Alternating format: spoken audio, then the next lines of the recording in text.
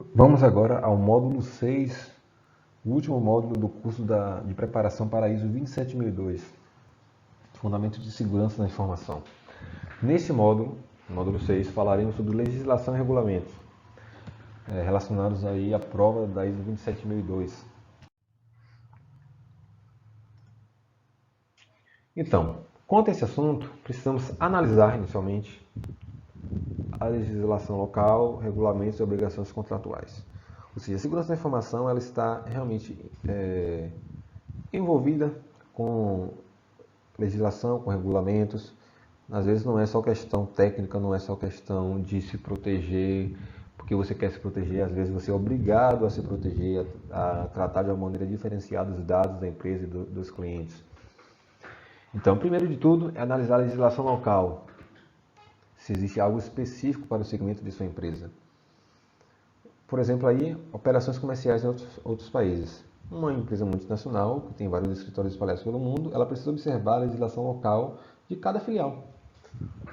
Precisa observar os regulamentos e as obrigações contratuais. Por isso se faz necessário, não diria necessário, mas é importante ter o aconselhamento jurídico a partir de alguma empresa local, ou assessores jurídicos, advogados, pois eles vão conhecer muito mais esses assuntos naquela região do que você que está chegando agora, por exemplo, com uma filial numa nova cidade, num novo país. E aí entra um assunto que é muito discutido, quando se fala em ISO, sempre esse tópico é citado, a conformidade. Mas o que seria essa conformidade? Estou conforme? Não conformidade? O que seria tudo isso? Vamos lá. Conformidade é você observar e estar conforme a alguma coisa. É você estar em concordância com alguma coisa. Isso seria a definição do dicionário, né? Mas de forma mais prática falando, trazendo aí para a ISO 27002, seria a obrigatoriedade, tolerância, dedicação, rastreabilidade, flexibilidade quanto à legislação e regulamentos. Então, muito importante você saber que a conformidade está relacionada com esses tópicos. Certamente isso será cobrado na prova. Conformidade está relacionado com obrigatoriedade, tolerância, dedicação, rastreabilidade e flexibilidade. E às vezes essa questão de estar conforme pode causar conflitos. Por exemplo, a política interna da empresa cita uma coisa e a legislação local diz outra. E aí, o que é que você vai fazer? Por exemplo, a legislação e regulamentos sobre a privacidade são as mesmas na União Europeia e diferentes nos Estados Unidos. Então, a empresa multinacional ela tem que saber disso. Ela tem operações na Europa e nos Estados Unidos. Cada região dessa trata sobre a privacidade dos dados de maneira diferente. No final, o objetivo sempre é o mesmo, a proteção dos dados, da confidencialidade, com certeza. Mas a maneira como isso é feito é diferente. Então é preciso observar isso e gerenciar esse conflito. Aqui no Brasil já não tem tantos regulamentos de legislação quanto a isso. Está começando a surgir agora. Então já é necessário também estar observando isso aqui no Brasil. O padrão mundial da segurança da informação é a ISO 27002. Na verdade, a série de ISO 20000. A ISO 27001, 27002 e outras que existem nessa série 27000. Mas falando especificamente da 27002, ela é derivada da norma britânica BS 7799. Então, primeiro surgiu essa norma britânica e depois veio surgir a ISO 27002. Então, essa conformidade ela tem algumas medidas, certo? Para você estar em conformidade. Primeiro aí, política interna contendo as legislações e regulamentos nacionais. Então, esse é um caminho para você estar conforme, certo? Temos também os procedimentos para a aplicação prática. Então, vamos lá, em cima você definiu os regulamentos, definiu o caminho, e embaixo no procedimento você define realmente a aplicação prática. Isso deve ser bem claro, como os colaboradores devem aplicar realmente o caminho que foi planejado, né? Vamos dizer assim. Se faz também necessária a análise de risco analisar se as medidas estão sendo executadas. Então repare que essa questão de análise de risco é muito importante, como já foi dito várias vezes durante esse curso. Em vários momentos se faz necessário análise de risco. Tanto que existem cursos voltados para gestão de risco, para análise de risco, certificações voltadas para isso muitas vezes.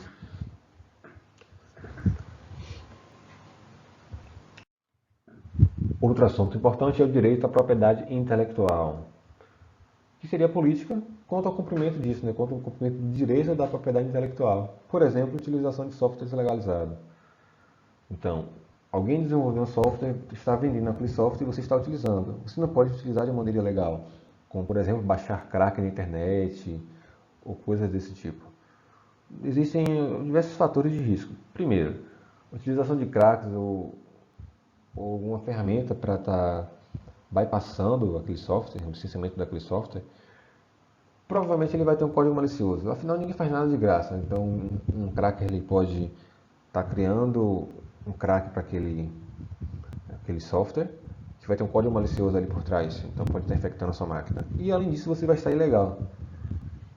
Então, pode ter realmente ter a questão legal da coisa, né? Você pode ser processado, notificado muitas vezes.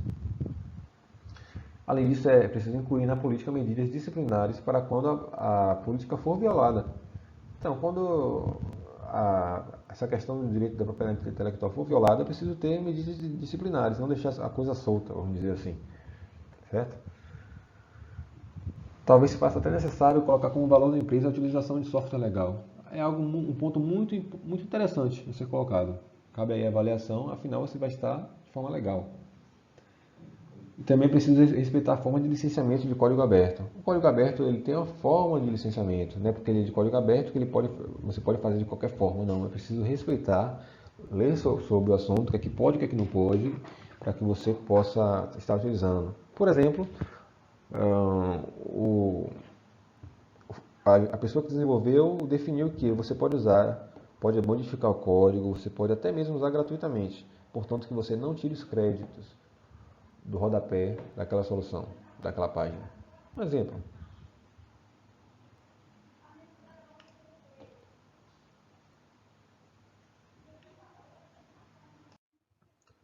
Também se faz necessária a proteção de documentos empresariais.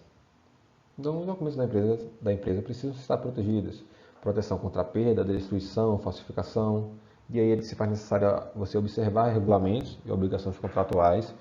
Então, pode ter isso no contrato, você proteger aquele documento de alguma forma específica. Os registros precisam ser classificados, certo? Então, classificar por setor, às vezes por log. Quando falo log, aí é registro do sistema, né? Você determina prazos e meios de armazenamento. Então, pode se fazer necessário realmente você determinar o meio que vai ser armazenado aquele documento. Levar em consideração aí a perda da qualidade do armazenamento com o tempo, por exemplo, fitas de backup, com o tempo ela pode ir degradando. Então, futuramente, depois de um tempo de uso, você pode perder dados. E também definir procedimentos para evitar a perda de informações. Esse slide ele se torna um pouco redundante depois de tudo que já foi dito, mas é mais para enfatizar a questão da proteção de documentos empresariais. E aí, outro ponto importante que já foi citado diversas vezes, mas que ele também está relacionado com a parte de legislação e regulamentos, que é a confidencialidade. Então, é necessário observar a legislação, regulamentos e obrigações contratuais também quanto a isso, quanto à proteção de dados, porque às vezes existem segmentos de empresas que têm alguma legislação, algum regulamento que os obriga a agir de tal forma, de alguma forma. Um exemplo mais claro que você tem disso é o PCI DSS, uma abreviação aí de um nome em inglês, que está relacionado sobre padrões de segurança para transações de pagamento. Esse padrão ele foi fundado pela American Express, Discovery Financial Services, a JCB International, Mastercard e Visa. Então essas empresas se juntaram para fazer esse padrão que define aí um padrão de segurança, uma forma de como devem ser feitas as transações de pagamento.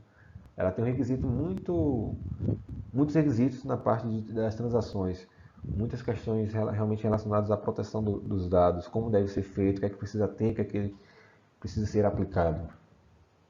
Então, repare que a confidencialidade dos dados, quando se trata de transações de pagamento, existe um padrão que essas empresas exigem. Então, se tiver relação com elas, elas irão exigir que você esteja dentro desse padrão, seja certificado ao PCI.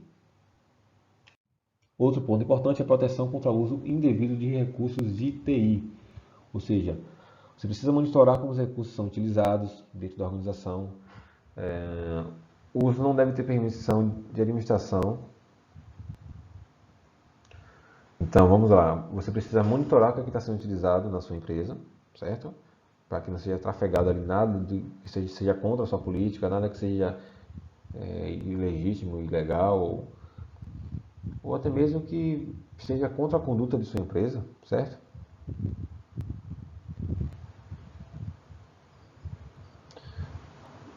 E aí também devemos evitar, tentar identificar o uso de alguns recursos que não teve a permissão da administração. Ou seja, se está sendo utilizado algo que não teve autorização, ele deve ser possivelmente bloqueado. Claro que cabe análise, a conversa com a alta gestão, com gestores funcionais para estar definindo sobre essas questões. E por isso algumas organizações definem código de conduta. Por exemplo, quais sites têm um acesso proibido. Por exemplo, site pornográfico, site de rede social são proibidos dentro da empresa. Então, isso pode ser colocado no código de conduta. Mensagens de e-mail de conta corporativa podem ser lidos pela organização. Ponto muito importante.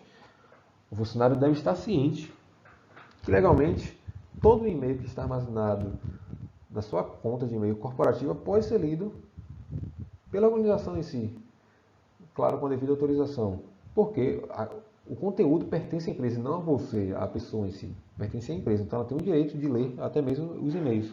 Não há problema algum quanto a isso. O que ela não pode ler são seus e-mails pessoais. Por exemplo, Gmail, Hotmail, Outlook. Aí ela não pode ler, mas os e-mails corporativos ela pode ler. Eu preciso estar ciente disso. E o colaborador precisa estar ciente, além de você saber dessa questão, o colaborador precisa estar ciente disso. Precisa estar ciente que está sendo monitorado, a rede está sendo monitorada, o que ele está sendo acessado está sendo monitorado, afinal ele está utilizando recursos da empresa, recursos de computação, o computador em si, a internet, a rede. Então, isso pode estar sendo monitorado e ele tem que estar ciente disso. Existe também a questão de políticas e padrões de segurança. Então, é segmentado aí em duas partes, conselho administrativo e gerentes funcionais. Então, certamente também será cobrado na prova esses dois termos, certo? O conselho administrativo, ele tem a responsabilidade final, ou seja, tem realmente a visão mais holística, né? A visão do todo, mais estratégica. E já os gerentes funcionais têm a responsabilidade da execução.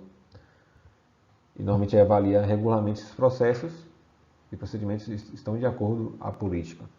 Então é o que atua mais ali junto com o colaborador, com o usuário final. Ele está mais na ponta, né? Ele verifica como está o andamento das coisas e se reporta ao conselho administrativo, como também pode ser conhecido como alta gestão. E aí entra também a questão de medidas de controle e auditoria. Existe auditoria interna e externa, certo? Que irão avaliar se a organização cumpre os regulamentos. Então, a interna seria você, por exemplo, está contratando um auditor para estar verificando como é que está, se você está seguindo os regulamentos, e a externa irá validar isso. Basicamente seria isso. O auditor ele vai orientar se as medidas estão em vigor. Então, ele vai fazer os seguintes questionamentos: está incluso na política? O que você está fazendo ali, como você está fazendo, está incluso na política? Isso é observável na prática? As medidas realmente estão sendo feitas? A medição está sendo feita? Está de acordo aos procedimentos? Então, são as perguntas que ele quer responder. E a resposta para todas elas tem que ser sim, né? Para estar realmente em conformidade. Se a resposta for não para alguma delas, aí você pode realmente ter uma não conformidade, ou seja, você não está conforme ao procedimento, você não está conforme à política. E aí tem um ponto importante sobre a auditoria, a questão de auditoria de sistema de informação. É importante garantir que a auditoria não cause problemas. Por exemplo, evitar que a capacidade de processamento do sistema seja afetada. Não é porque está sendo realizada uma auditoria que o sistema tem que ser afetado, só porque o auditor está coletando informações e vai afetar a operação, não é assim.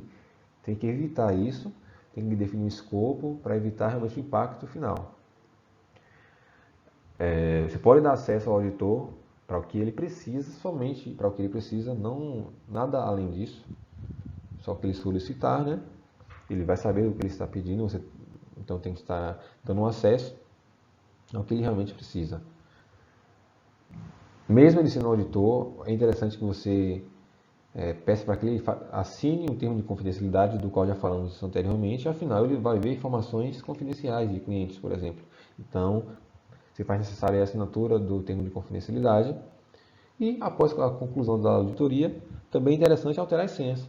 Caso o auditor fique sabendo da senha para estar acessando o sistema, o correto é que você altere, afinal, a auditoria acabou, termina por ali, corta o acesso e quando tiver uma nova auditoria, tem uma nova senha, um novo acesso temporário e pronto, e assim vai. Então perceba que é necessário ter muita atenção quanto à auditoria, certo? Relacionado à segurança, mesmo sendo um auditor, né? Porque é um auditor que você também não vai deixar tudo aberto, não é assim que funciona, tem que ter o controle. E uma frase muito interessante, a segurança é tão forte quanto o seu elo mais fraco. Ou seja, se seus funcionários não estão cientes, não têm uma conscientização quanto à segurança da informação, então ali é seu elo mais fraco. E sua segurança vai ser medida por ele. Com isso aí, concluímos este curso, pessoal. Eu agradeço aí a atenção de vocês por estarem escutando este curso, buscando aprender sobre a segurança da informação. Um assunto com certeza muito importante para os dias atuais, então eu agradeço aí. E deixo para vocês aí o link do meu LinkedIn, caso tenham dúvidas, que queiram perguntar sobre outras coisas, até questões técnicas de segurança, que eu também trabalho com isso. É uma das minhas especialidades. Falo tanto na parte de governança, quanto na parte de conformidade da ISO, quanto da parte técnica mesmo, de soluções, segurança em computação em nuvem, enfim, tudo isso eu trabalho. E fico à disposição aí de vocês. Qualquer dúvida pode estar falando, não hesitem. Agradeço mais uma vez. É isso, até mais. Tchau, tchau.